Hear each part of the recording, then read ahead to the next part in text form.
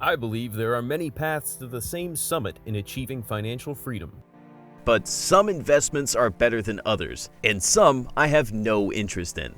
But this is a very personalized decision. Risk, reward, risk tolerance, time horizon, on and on and on. Everyone has different opinions on these issues, and it makes for their appetite. If you have been following the channel, it's clear I favor real estate and equities over other investments. It's what I know, and it has worked very well for me. It's also repeatable revenue and income. You can pick an asset class and specialize in it. You can forecast and predict what will happen. There is timeless demand and maturity in markets. Your return on these assets doesn't solely rely on someone else willing to pay more for the security or asset. These types of assets have performed well. But cryptocurrencies are the topic of the day, week, month, and year. So let's get after it. Please don't forget to like and subscribe to the channel. Let me start with, I am a conservative investor and believe that investing's number one rule is to not lose money, but to make money over time. But I take calculated risks daily. I also don't believe gambling is investing or investing gambling. Where I go to Vegas, it's for entertainment purposes. I don't call it an investment weekend. That's how I have amassed millions in wealth via investing and multifamily real estate. Being able to compartmentalize emotions and recognize the differences between what I am doing versus what others think it is. That's why I share my story of wealth creation, since it is so repeatable. You can follow me, do the same thing in your area, and amass great wealth. This approach isn't risk-free, but the risks are known and understandable. It's less being at the right place at the right time, pure luck or pure speculation, which is very difficult to replicate. My story is about financial literacy, preparation and discipline, grit and consistency. I know it's not a sexy book cover, but that's what works. As a viewer, I caution you to be aware of where you get your information. Who is your storyteller or channel? It's best if your channel gives advice that is based upon where they had success. For example, if I won the lottery, my advice for getting rich would be to buy a lottery ticket, not how to invest, achieve financial freedom, or make money over time like most people. It's a little insincere. If I got rich via YouTube, my advice would be to start a YouTube channel, not to invest or go from zero to millions, because that's not what I know. It's a little insincere. If I got rich via another once-in-a-lifetime opportunity like crypto, my only advice could be to find that once-in-a-lifetime opportunity, and how repeatable is that advice?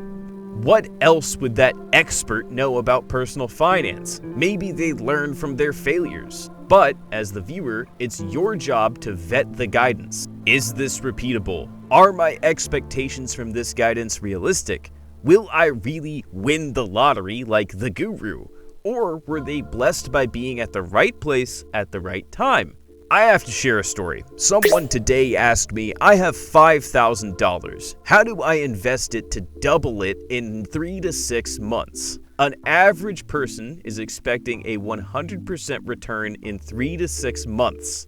That's a 200 to 400% return annualized. I said I would change my goal, or hopefully realize that I would be gambling, not investing. Where is that expectation coming from, and why? For comparison purposes, if I am receiving a 20% cash-on-cash return on my real estate investments, I am doubling my money every 5 years. This 20% target has produced amazing growth in my wealth, but it's stable and secure growth. Where did these ridiculous return expectations come from? Is it fear of missing out? Fear of inflation? This leads me back to crypto. It is very similar to the historical period called Tulip Mania. Tulip Mania is the story of a major commodity bubble which took place in the 17th century as Dutch investors began to madly purchase tulips, pushing their prices to unprecedented highs.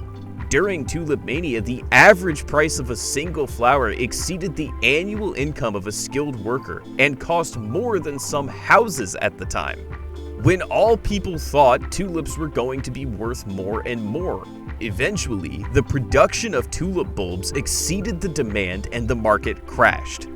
Average people are hearing stories about ridiculous returns from people who bet on cryptocurrencies early and made huge returns. That is not the norm. For everyone to make money in crypto, there is someone somewhere else losing. I would compare crypto to a high-valued artwork, not a currency and not an asset class that has productive value. Right now, it's only worth more if someone else believes it to be an easily transferred speculative asset class. It relies on someone else buying it at a higher price and markets trading regularly. If buying and selling halted for months or weeks, did crypto make anything? Did they produce value? Sell anything? Which is fine. There are plenty of stores of value, gold, art, wine. Why wouldn't there become a digital storage of value? That makes sense. But at least with high-value artwork, you can look at the Mona Lisa and get a feeling from it, utility value. High-valued wine, you could drink it. Other collectibles the same. Wine collectors love the wine they collect. Car collectors the same, art the same. The cryptocurrencies market is a very volatile one, and there are many risks involved. The cryptocurrency market has been on the rise since 2009, with people speculating that it will be the next big thing. Isn't it bizarre that every crypto investor is trying to convert others to their beliefs? Buy Bitcoin, buy Shiba, buy the next junk coin. YouTube gurus are pushing these ideas too. If I have a good real estate asset or equity investment, I am not trying to pump the value up. I am quietly buying it and letting the asset do its thing. Its value will go up naturally over time if I bought at the right place and with a value investing mindset. Today, the volume of crypto bought and sold daily is roughly 10% of the market cap. Again, 10% of the market cap trades daily. That's a big volume number versus the NASDAQ, for example, at 2%. So, 5 times more trading volume. But intuitively, that number tells you that there are fewer buy and hold investors. If that's the case, why aren't investors putting their money where their mouth is? If there are all these benefits about the long-term benefits, why not buy and hold and sit and wait quietly? As for the efficiency of cryptocurrencies, the Fed clears trillions of transactions every night with no profit motive and a relatively small budget and no energy consumption issues. It's tough to argue decentralized finance is more efficient if you think carefully about it. On the flip side, I do believe blockchain technology is interesting and valuable. Digital government-backed currencies, okay, interesting but no different than today. So, my questions for the true believers in crypto. Feel free to comment below. What happens when there are more cryptocurrencies than investors demand? The supply is already too high. It's not infinite, so the demand will drop and so will the price. What happens when the Fed raises interest rates, decreasing the money supply? Crypto speculation should slow as well. Your inflation hedge will revert to the mean. What happens if the government makes the crypto part illegal? I know there is a plan to build infrastructure and systems around these cryptocurrencies, and the smartest people in technology are headed towards this space. But so what? People live, eat, and breathe in the real world, not the digital world. Is the consumer going to the digital world? The Matrix didn't look all too appealing. You might be able to escape reality in the digital world or metaverse, but in the real world, you are fat, short, and ugly, and more importantly, the rent is due. All your other bills are due in your local currency. Until you can detach your physical body and needs from the brain and the metaverse, it's going to be tough to counter that argument. If people are making millions and millions in the digital world, guess what? That's going to translate into the physical world. To summarize my take, is crypto investing creating additional risks that aren't present elsewhere? Cryptocurrencies present too many risks and don't make sense as an investment. This is not for me. I'm already wealthy. I do not need a massive payday to get rich. If I am rich in the physical world, I don't need to go to the metaverse, won't need currencies for it.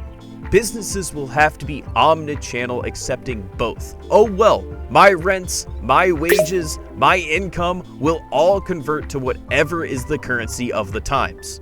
I know some people disagree with my thoughts, but this is what works best for me and my portfolio. Comment below with counter arguments. For those of you who want to invest in cryptocurrencies, be aware that they do come with a risk and can result in huge losses if the market shifts on you quickly. I wouldn't bet the farm on this asset class. This market is similar signs to tulip mania. For now, cryptocurrencies are not for me because of their high risk factor compared to other investments that I am involved with, such as real estate, multifamily properties, or even blue chip stocks like Apple or Google. I'm not saying that cryptocurrencies won't make you money in the short term. It's possible that they do become a new asset class or currency of choice one day, but who knows what's next. It is an exciting time, and cryptocurrencies could be an integral part of the metaverse, but for me, this isn't the investing path I would choose. Please comment below why I am right or wrong and your thoughts on this topic. Thank you for tuning into the channel. That's all for today. Please comment below or ask questions. Please like and subscribe to the channel. Thanks for watching.